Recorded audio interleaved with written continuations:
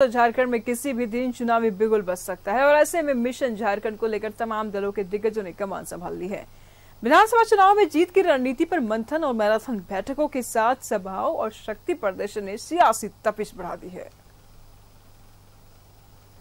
Mission Jharkhand को लेकर तेज हुई चुनावी कसरत, तमाम दलों के दिग्गजों ने संभाली कमान। शिवराज सिंह चौहान का हेमंत सरकार पर हमला, अभ्यर्थियों की मौत हादसा नहीं हत्या।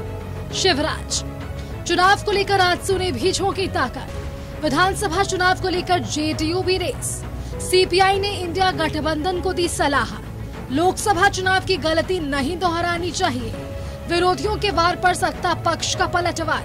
बीजेपी को हो गया है हालात का अंदाजा, जेएमएम। झारखंड में चुनावी संग्राम के लिए सभी राजनीतिक दल आक्रामक तेवर में हैं। विरोधियों को कैसे परास्त किया जाए, इसकी रणनीति पर मंथन भी जारी है।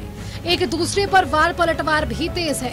रांची में झारखंड बीजेपी के चुनाव प्रभारी शिवराज सिंह चौहान ने भी हेमंत सरकार पर जोरदार हमला बोला है।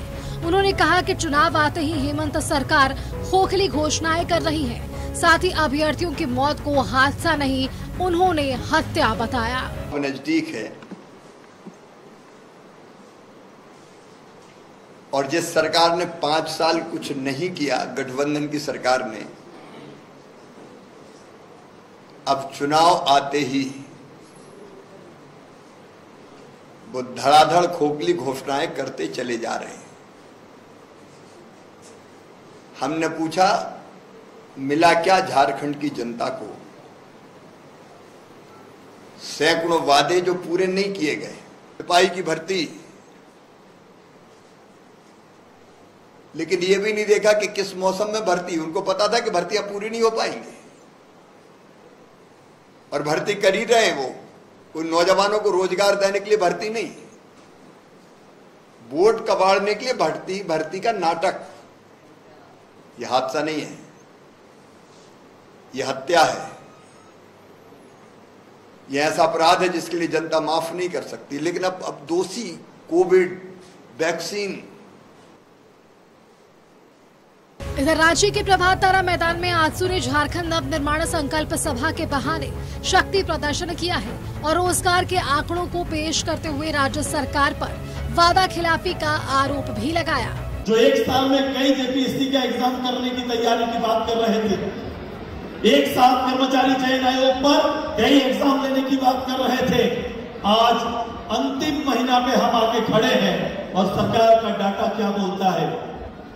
सरकार का डाटा आज के दिन में जेपीएससी ने 1033 लोगों को इस 5 साल में सरकार नौकरी दे पाई है और कर्मचारी चयन आयोग से मात्र 10,041 लोगों का ही नौकरी हुआ है। इसके अलावा एक भी सरकारी नौकरी इस सरकार ने यहाँ के लोगों को देने में विफल रहा है। जनता दल यूनाइटेड के वरिष्ठ नेता और बिहार सरकार में मंत्री अशोक चौधरी ने कहा है कि उनकी पार्टी झारखंड में मजबूती के साथ चुनाव लड़ेगी।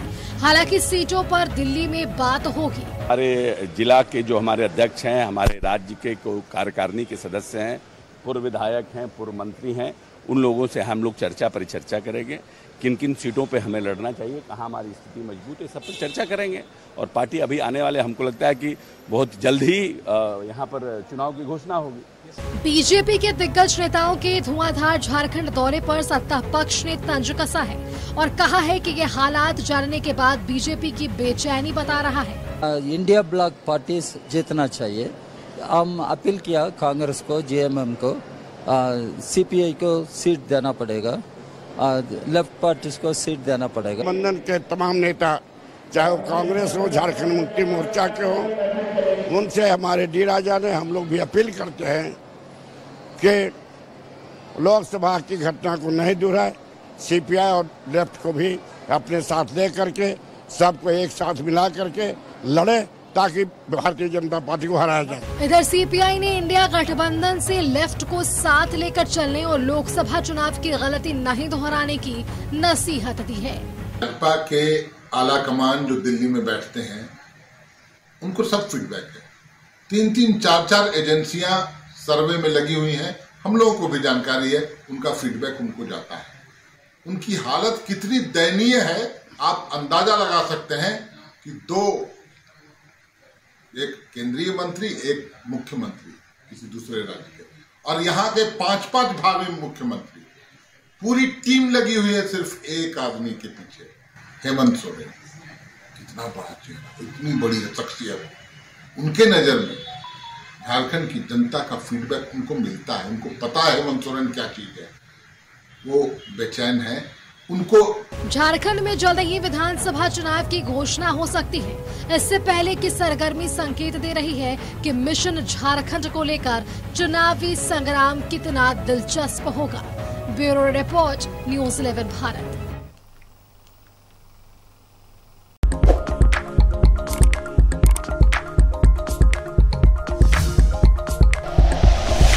Like and share videos, subscribe करें हमारा चैनल और प्रेस करें बेल आइकॉन। न्यूज़ 11 भारत, सच है तो दिखेगा।